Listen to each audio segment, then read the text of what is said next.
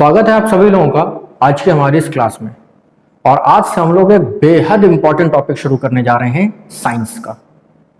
ध्यान रहे कि ये जो साइंस मैं आपको पढ़ाने जा रहा हूं, ये सब्जेक्टिव साइंस ना होकर के science related to general studies है।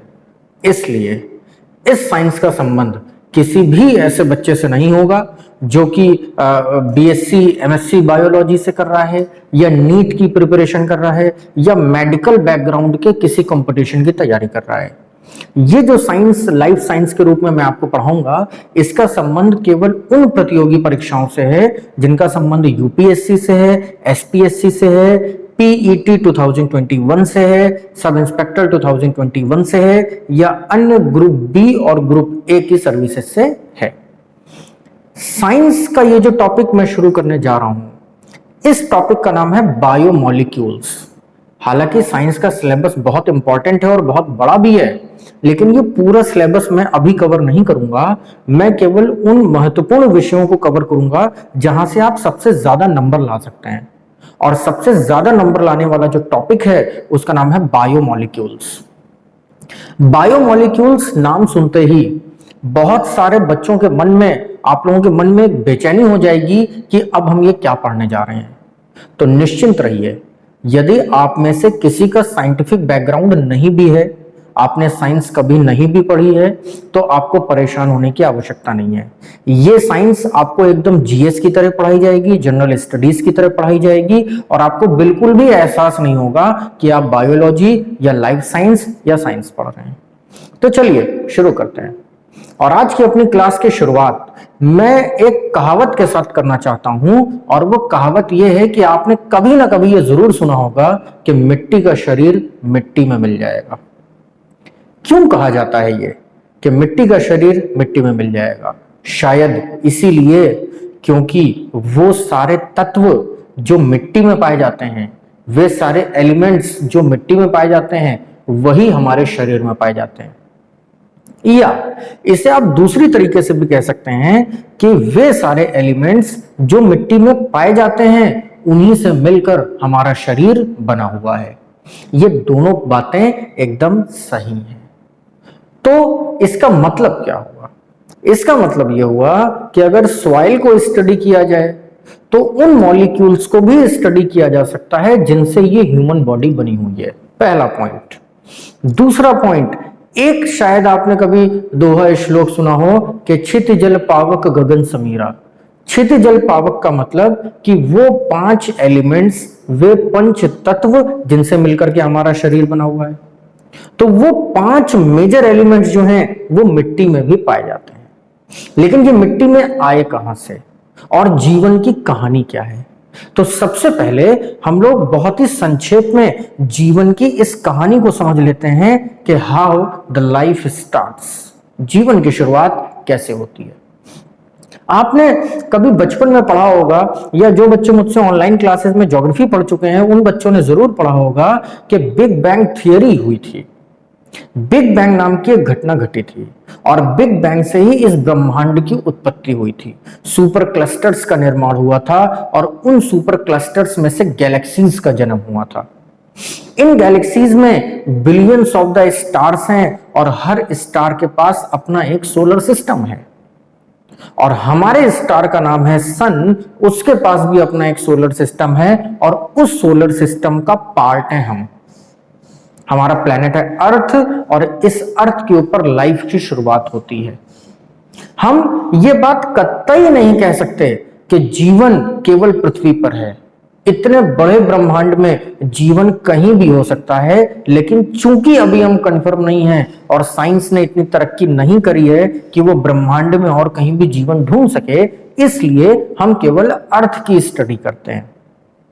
तो हुआ कुछ यूं कि बिग बैंग से जो ढेर सारा कचरा निकला, जो ढेर सारे मटेरियल्स निकले, जो ढेर सारे एलिमेंट्स निकले, उन्हीं में से मेजर 4 एलिमेंट्स थे, कार्बन, हाइड्रोजन, नाइट्रोजन और ऑक्सीजन। ये चारों एलिमेंट्स वायुमंडल में लगातार घूमते रहे, और घूमते घूमते ये जब हमारे एटमॉस्फेयर के अंदर प्रवेश कर गए तो इन चारों ने आपस में रिएक्ट करके बना लिया अमाइनो एसिड।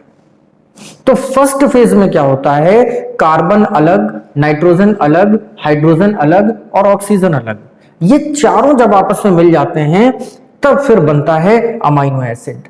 और अमाइनो एसिड जो था वो हवा में ट्रेवल करता रहा और ट्रेवल करते करते ऐसा हुआ कि ये अमाइनो एसिड काफी भारी हो गया, काफी वेटेड हो गया और इसकी बारिश हुई। तो जीवन की उत्पत्ति में जो पहली घटना घटती है वो थी रेनफॉल ऑफ अमाइनो एसिड।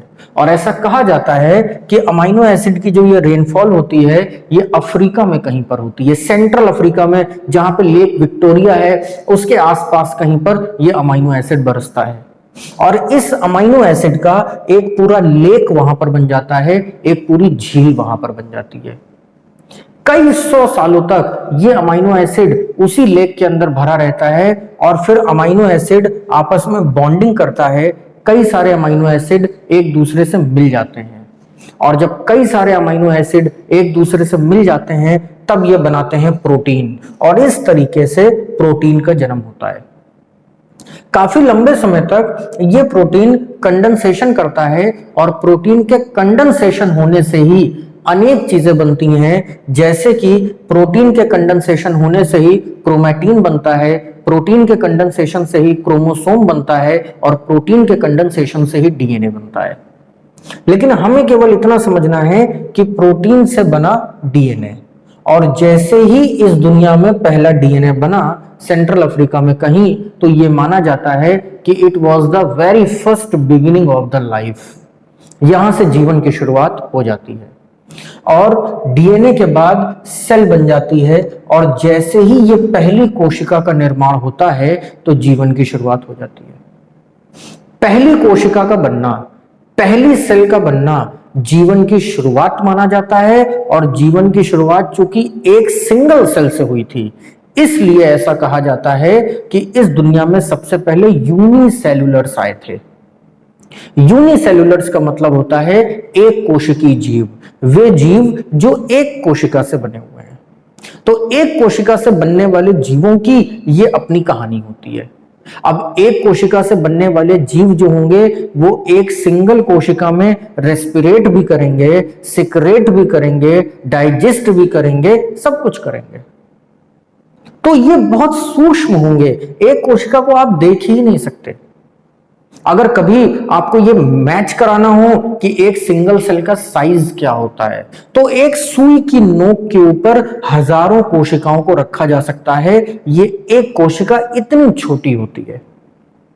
हालांकि समय के साथ जब सेल डेवलपमेंट हो गया उसके बाद अगर बारिश हुई तो बहुत सारी कोशिकाएं बह गई होंगी पानी में, हवा चली, आंधी आई तो बहुत सारी कोशिकाएं उड़ गई होंगी हवा में। तो इस तरीके से सेल ट्रांसपोर्टेशन होता है और वाटर इसका मीडियम बना, एयर इसका मीडियम बनी, डस्ट इसका मीडियम बनी और ये सेल दुनिया के अलग अलग हिस्सों में पहुंचने लगी और इस तरीके से जीवन दुनिया के अलग अलग हिस्सों में फैल गया। लेकिन एक कोशिकाओं से बना जीवन, सिर्फ सिंगल सेल यूनिसेल्युलर जीव्स। लेकिन समय के साथ ये कोशिकाएं एक दूसरे से बॉन्डिंग भी करने लगी और दो कोशिकाएं आपस में जुड़ी, फिर चार कोशिकाएं आपस में जुड़ी और ऐसे करते करते सेल्स का एक बंडल बन गया। तो जब बहुत सारी कोशिकाएं एक दूसरे से मिल जाती हैं तब बनता है टिश्यू, और टिश्यू का मतलब होता है ऊतक। तो what is tissue? Tissues are the group of cells. कोशिकाओं के मिलने से बनते हैं टिश्यू। तो इस तरीके से टिश्यू बने और जब कई सारे टिश्यूज आपस में मिल जाते हैं तब बनते हैं ऑर्गन्स यानी कि अंग। तो इस प्रकार से अंगों का निर्माण होता है और जब कई सारे अंग आपस में मिल जाएंगे तब बनेगी बॉडी, तब बनेगा एक शरीर। तो ये जीवन की एक कहानी मैंने आपको सुना दी जिसमें सबसे पहले कार्बन, नाइट्रोजन, हाइड्रोजन, ऑक्सीजन आपस में रिएक्ट करके अमाइनो एसिड बनाते हैं। फिर अमाइनो एसिड की रेन होती है जिससे बनता है प्रोटीन और फिर प्रोटीन के कंडेंसेशन होने से क्रोमैटिन, क्रोमोसोम और फिर डीएनए बनता है। डीएनए से बनती है सेल और कई सारी सेल्स जब आपस में मिल जाती हैं तब बनते हैं टिश्यू और फिर टिश्यूज के आपस में मिलने से बनते हैं ऑर्गन। तो यहां से बड़े प्राइमरी क्वेश्चंस निकलते हैं, जैसे टिश्यूज आर फाउंड, अगर आपसे क्वेश्चन पूछा जाए टिश्यूज आर फाउंड, ऊतक पाए जाते हैं, answer will be only in unicellulars, केवल एक कोशिकीय जीवों में पाए जाते हैं, या ओनली इन मल्टीसेल्युलर्स, या बोथ, या नन ऑफ द अबव, ऐसा क्वेश्चन आपसे पूछा जाएगा। तो answer will be only in multicellulars. अगर एक कोशिकीय जीव है तो उसमें ऊतक कैसे होगा? तो ये बिल्कुल कॉमन सेंस वाले क्वेश्चन है, इसमें कोई साइंस है ही नहीं। इसी तरीके से अगर आपसे पूछा जाए कि ऑर्गन्स कैसे बनते हैं, तो organs are the club of the tissues, ये कई सारे टिश्यूज के मिलने से बनते हैं। ध्यान रहे, कोशिकाएं विभिन्न प्रकार की होती हैं। ये विभिन्न प्रकार की क्यों होती हैं? क्योंकि ये जो आप यहां पर रिएक्शन देख रहे हैं, कार्बन, नाइट्रोजन, हाइड्रोजन और ऑक्सीजन की, तो इससे तो अमाइनो एसिड बन जाएगा। लेकिन क्या अमाइनो एसिड एक ही तरीके का होगा? नहीं, अमाइनो एसिड भी 20 टाइप्स के होते हैं। वो इसलिए 20 टाइप्स के होते हैं क्योंकि अगर आप नाइट्रोजन को इधर कर दें, कार्बन को इधर कर दें, तो रिएक्शन बदल जाएगी। अगर आप हाइड्रोजन को इधर और ऑक्सीजन को इधर कर दें, तो रिएक्शन बदल जाएगी। तो इस तरीके से अमाइनो एसिड कई टाइप्स के हो सकते हैं। तो जब अमाइनो एसिड कई टाइप के होंगे तो प्रोटीन भी तो कई टाइप के होंगे, और जब प्रोटीन कई टाइप के होंगे तो डीएनए भी कई टाइप का होगा और सेल्स भी कई टाइप की होंगी। हमारा पूरा शरीर, हमारी पूरी बॉडी अलग अलग टाइप की कोशिकाओं से मिलकर के बनी हुई है। जैसे फॉर एग्जांपल हमारी किडनी जिन कोशिकाओं से मिलकर बनी हुई है, उन सेल्स को नेफ्रॉन कहा जाता है। इसीलिए scientific study of kidney is called nephrology. जो किडनी के डॉक्टर्स होते हैं उनको नेफ्रोलॉजिस्ट कहा जाता है। हमारा जो ब्रेन है ये न्यूरॉन नाम की कोशिकाओं से बना हुआ है, न्यूरॉन सेल्स से बना हुआ है, इसीलिए scientific study of brain is called neurology. और दिमाग के डॉक्टर्स को क्या कहा जाता है? न्यूरोलॉजिस्ट।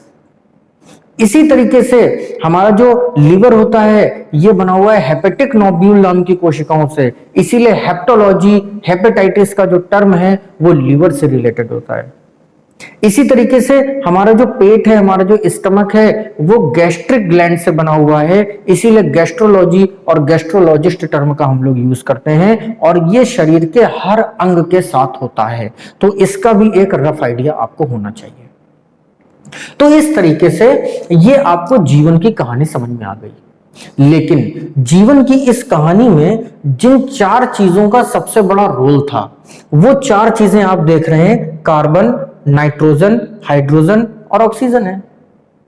अगर इन चारों चीजों को अब हम लोग साइंटिफिक स्टडी करें और यहां से उठा करके अगर यहां रख दें, तो आपका पहला टॉपिक शुरू हो जाता है जिसको कहते हैं बायोमोलिक्यूल्स। बायोमोलिक्यूल्स का मतलब है biological molecules, the molecules which plays the role in the life. और ये चारों जो बायोमोलिक्यूल्स हैं ये मिट्टी में भी पाए जाते हैं, ये हमारे शरीर में भी पाए जाते हैं, और हमारा शरीर इसी से मिलकर के बना हुआ है, जो कि इस टेबल में आपको समझ में आ गया होगा।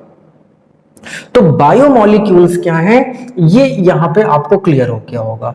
तो जो टॉपिक हम लोग आज पढ़ेंगे, या आप ये कह सकते हैं कि आज का जो मेरा लेक्चर है वो एक तरीके से इंट्रोडक्टरी लेक्चर है। आज मैं केवल आपके साथ में इंटरेक्ट करना चाहता हूं। आज आप मेरी भाषा को समझ लीजिए, आज आप मेरा साइंस पढ़ाने का तरीका समझ लीजिए, ताकि अगले लेक्चर से आपको ये सब बेसिक बातें क्लियर रहें और आपको किसी तरीके की परेशानी ना हो।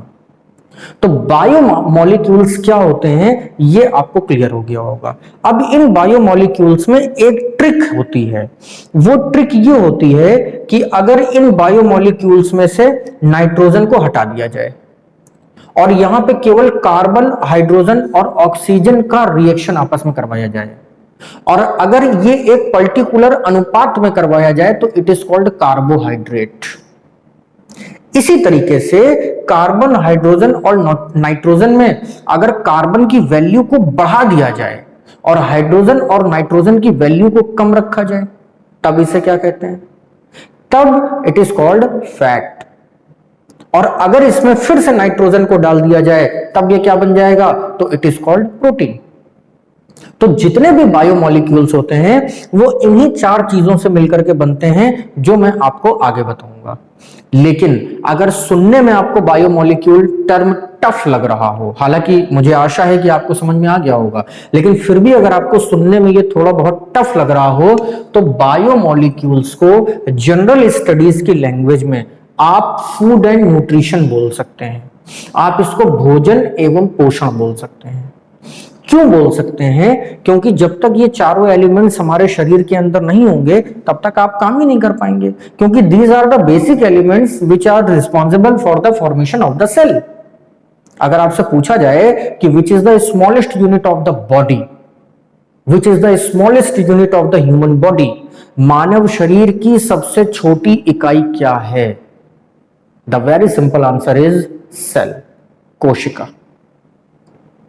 कोशिका से मिलकर के हमारा शरीर बना हुआ है, कोशिका से ही ऊतकों का निर्माण हुआ, कोशिका से ही अंगों का निर्माण हुआ। तो इसलिए हमारी जो सेल है उसके फंक्शनिंग के लिए बायोमोलिक्यूल्स बेहद महत्वपूर्ण होते हैं। अगर सेल में से इन चार में से किसी भी एक चीज को निकाल दिया जाए तो क्या आप जीवन की कल्पना कर सकते हैं? इम्पॉसिबल, नहीं कर सकते हैं। This is the major function of the biomolecule, metabolism of the cell. तो कोशिका का जो मेटाबॉलिज्म है, कोशिका का जो जीवन है, कोशिका का जो फंक्शन है, वो बिना बायोमोलिक्यूल्स के पॉसिबल नहीं हो सकता। और ये जो बायोमोलिक्यूल्स होते हैं इनको दो भागों में डिवाइड किया जाता है। कुछ बड़े बायोमोलिक्यूल्स हैं और कुछ छोटे बायोमोलिक्यूल्स हैं। तो जो बड़े बायोमोलिक्यूल्स हैं उनको मैक्रो कहा जाता है, या अगर सरल भाषा में आप बायोमोलिक्यूल्स की जगह फूड एंड न्यूट्रिशन टर्म का यूज करेंगे तो फूड एंड न्यूट्रिशन में ये जो न्यूट्रिएंट्स होते हैं ये दो तरीके के होते हैं। पहला होता है माइक्रो न्यूट्रिएंट्स और दूसरे होते हैं मैक्रो न्यूट्रिएंट्स। माइक्रो का मतलब सूक्ष्म पोषण, बेहद सूक्ष्म पोषण, और मैक्रो न्यूट्रिएंट्स का मतलब है थोड़े से हार्ड, थोड़े से बड़े। इसका साइंटिफिक पैरामीटर क्या है? हालांकि इसका साइंटिफिक पैरामीटर आपसे कहीं पूछा नहीं जाएगा, वो साइंस जब तक आप एज ए सब्जेक्ट नहीं पढ़ेंगे तब तक नहीं काम आएगा, लेकिन फिर भी आपको पता होना चाहिए कि इसका जो पैरामीटर है वो है 1000 डाल्टन, 1000 डाल्टन। अगर कोई न्यूट्रिएंट, अगर कोई बायोमोलिक्यूल 1000 डाल्टन से छोटा है तो उसको हम लोग माइक्रो न्यूट्रिएंट कहते हैं, माइक्रो बायोमोलिक्यूल कहते हैं, जिसके एग्जाम्पल है विटामिन्स, मिनरल्स और फाइबर। हालांकि फाइबर को इसमें नहीं रखा जाता, लेकिन मैं आपको जनरल स्टडीज पढ़ा रहा हूं इसलिए फाइबर को रख रहा हूं। इसी तरीके से अगर कोई बायोमोलिक्यूल 1000 डाल्टन से बड़ा है, डाल्टन ये पैरामीटर है इसका साइज नापने का, तो अगर कोई बायोमोलिक्यूल 1000 डाल्टन से ज्यादा भारी है, ज्यादा बड़ा है, तो उसको हम लोग मैक्रो कैटेगरी में रखते हैं, और इसके एग्जाम्पल होते हैं कार्बोहाइड्रेट, प्रोटीन और लिपिड्स। लिपिड का मतलब fat. What is lipid? Lipid means total fats are travelling in the blood. आपके ब्लड के अंदर जितना भी फैट भरा हुआ है, अलग अलग टाइप के फैट होंगे, उन सारे फैट्स को मिलाकर के कहा जाता है लिपिड्स। इसीलिए आप लिपिड प्रोफाइल टेस्ट कराते हैं, जिससे ये पता चलता है कि आपके दिल के आसपास की जो नसें हैं उसमें कितना ब्लॉकेज है, कितना कोलेस्ट्रॉल है या नहीं है। तो इस तरीके से हम लोगों ने क्या सीख लिया? सबसे पहले हम लोगों ने सीखा जीवन की कहानी, कि इस पृथ्वी पर जीवन की शुरुआत कैसे होती है। फिर इसके बाद हम लोगों ने सीखा कि जीवन के लिए जो जरूरी तत्व है जिसको बायोमोलिक्यूल कहते हैं वो क्या होता है। बायोमोलिक्यूल भी आपको समझ में आ गया, और बायोमोलिक्यूल को समझने के बाद हम लोगों ने इसको कैटेगराइज किया, दो भागों में इसको बांटा, मैक्रो और माइक्रो में। तो इस तरीके से ये हमारा इंट्रोडक्शन जो बायोमोलिक्यूल्स का था वो क्लियर होता है। अब इंट्रोडक्शन के बाद आपको एक बात तो अच्छी तरीके से क्लियर हो गई होगी कि जब आप खाना खाने बैठेंगे तो आपके खाने में जो मेजर इंग्रेडिएंट्स होंगे वो इन्हीं बायोमोलिक्यूल्स के होंगे। तो चलिए कल्पना करते हैं कि आप अपने खाने की थाली को लेकर के बैठ गए, जिसमें अलग अलग प्रकार के व्यंजन परोसे गए हैं। उसमें दाल भी है, उसमें राइस भी है, चपाती भी है, सैलेड भी है, रायता भी है, चटनी भी है, अचार भी है, बेवरेज भी है, स्वीट डिश भी है, सब कुछ है। ये सारा कुछ जो अलग अलग फूड की फॉर्म में आप खा रहे हैं, जब ये आपको मिलेगा, जब इसका न्यूट्रिशन आपके शरीर को प्राप्त होगा, तो वो फाइनली किस रूप में प्राप्त होगा? बायोमोलिक्यूल्स के रूप में प्राप्त होगा। तो इसलिए हमको सबसे पहले तो ये पता होना चाहिए कि कौन सा न्यूट्रिशन आपके लिए कितना जरूरी है, कौन सा न्यूट्रिशन आपके खाने की थाली में कितना होना चाहिए और कौन से न्यूट्रिशन की वैल्यू कितनी होनी चाहिए। तो इस वैल्यू को चेक करने के लिए आपके खाने की थाली की तुलना मैं इस टेबल से करता हूं, और इस टेबल में जो कुछ भी लिखा हुआ है वो आपके खाने की थाली में है। जैसे आपके खाने की थाली में सबसे ज्यादा होता है कार्बोहाइड्रेट, कार्बोहाइड्रेट के बाद दूसरे नंबर पर होते हैं प्रोटीन्स, प्रोटीन के बाद तीसरे नंबर पर आपके भोजन में होता है फैट, चौथे नंबर पर होते हैं विटामिन्स, पांचवें नंबर पर होते हैं मिनरल्स, सबसे कम होता है फाइबर और फिर वाटर। तो ये आपके खाने की थाली है। अगर इस अनुपात में आप खाना खाते हैं तो आप स्वस्थ भी रहेंगे, आप फिट भी रहेंगे और बीमारियां नहीं होंगी। लेकिन ये जो टेबल है ये इंडियन डाइट एसोसिएशन की टेबल है, और इंडियन डाइट एसोसिएशन की टेबल का मतलब है कि इस डाइट चार्ट को लगभग पूरा साउथ ईस्ट एशिया फॉलो करता है। आप में से जो लोग भी मुझे देख रहे हैं, सुन रहे हैं या भविष्य में इस लेक्चर को देखेंगे या सुनेंगे, वो लोग भी इसी डाइट को फॉलो करते हैं। लेकिन आप में से कुछ महान लोग ऐसे भी हैं जिनके खाने की थाली में ये फैट कार्बोहाइड्रेट से भी ऊपर होता है, और उनके खाने की थाली में प्रोटीन होता ही नहीं है। इसीलिए साउथ ईस्ट एशिया में रहने वाले लोग बहुत ज्यादा अनफिट होते हैं। लेकिन अगर इसी टेबल की तुलना मैं अमेरिकन डाइट एसोसिएशन से करवाऊं या यूरोपियन डाइट एसोसिएशन से करवाऊं तो वहां पे ये टेबल नहीं है। वहां पे इस टेबल की जगह प्रोटीन सबसे ऊपर होता है और कार्बोहाइड्रेट दूसरे नंबर पर होता है। ये रीजन है कि वहां पे लोग थोड़ा सा फिट रहते हैं और लाइफ एक्सपेक्टेंसी रेट जो है, जीवन प्रत्याशा जो है, वो ज्यादा भी है। तो हम लोग इंडियन डाइट एसोसिएशन और यूरोपियन और अमेरिकन डाइट एसोसिएशन के झगड़ों में ना पड़ते हुए इस टेबल को सबसे पहले समझ लेते हैं। तो आपके भोजन में मुख्य तौर पर 6 बायोमोलिक्यूल्स हैं, होते तो 5 ही हैं, लेकिन मैंने अभी आपको बताया कि मैं फाइबर को शामिल कर रहा हूं क्योंकि आपको जनरल स्टडीज पढ़नी है। तो सबसे ज्यादा आप अपने भोजन में क्या रखेंगे? कार्बोहाइड्रेट रखेंगे, दूसरे नंबर पे आप प्रोटीन रखेंगे, तीसरे नंबर पे आप फैट्स को रखेंगे, चौथे नंबर पे आप विटामिन को रखेंगे, पांचवें नंबर पे आप मिनरल्स को रखेंगे, छठवें नंबर पे आप फाइबर को रखेंगे, और फिर रहेगा वाटर। लेकिन before we discuss this table we have to confirm that what should be the level of water. पानी की मात्रा आपके शरीर में क्या होनी चाहिए, क्योंकि पहला क्वेश्चन तो पानी से ही पूछा जाएगा। तो आपके वजन के अनुपात में 7 to 8% आपके शरीर में पानी होता है। अगर किसी व्यक्ति का वजन 100 किलो है, 100 किलो तो ज्यादा वजन हो गया, लेकिन अगर किसी व्यक्ति का वजन 100 किलो है तो उसके शरीर में 7 से 8 लीटर पानी होगा। और अगर कोई 50 किलो का व्यक्ति है तो उसके शरीर में पानी 3.5 से 4 लीटर होगा। तो लीटर में जब भी मेजरमेंट करेंगे तो 5 से 6 लीटर एक हेल्दी व्यक्ति के शरीर में पानी होना चाहिए, और परसेंटेज का मतलब 7 to 8%। लेकिन परसेंटेज पैरामीटर इज गुड, क्योंकि परसेंटेज हमेशा वेट के अकॉर्डिंग होता है। साथ ही साथ हमारा जो शरीर है ये लगभग 70% वाटर से बना हुआ है, और बड़े बुजुर्ग कहावत कहा करते थे कि आपका पेट आधा खाने से भरा होना चाहिए। खाना हमेशा भूख जितनी है उसका आधा ही खाना चाहिए। तो जब आपका पेट आधा खाने से भरा होगा, आधा खाली रहेगा, तो उस आधे का आधा यानी कि 1/4 जो है वो पानी से भरा होना चाहिए, और बचा हुआ जो 1/4 है, 1/4 है, वो खाली रहना चाहिए ताकि वो हवा से भरा रहे, क्योंकि हवा का भी एक बड़ा रोल है आपके शरीर में। तो इस तरीके से हमारा जो कंटेंट है खाने का वो होना चाहिए। अब इस कंटेंट में हम लोग सबसे पहले डिस्कस करेंगे कार्बोहाइड्रेट को, लेकिन आज नहीं डिस्कस करेंगे। अगले लेक्चर में मैं आपको कार्बोहाइड्रेट डिस्कस करूंगा, क्योंकि फिर कार्बोहाइड्रेट पूरा एक अपना लेक्चर होगा। फिर इसी तरीके से प्रोटीन पूरा एक लेक्चर होगा, फैट पूरा एक लेक्चर होगा, विटामिन, मिनरल और फाइबर भी एक एक लेक्चर के अंतर्गत कवर किए जाएंगे।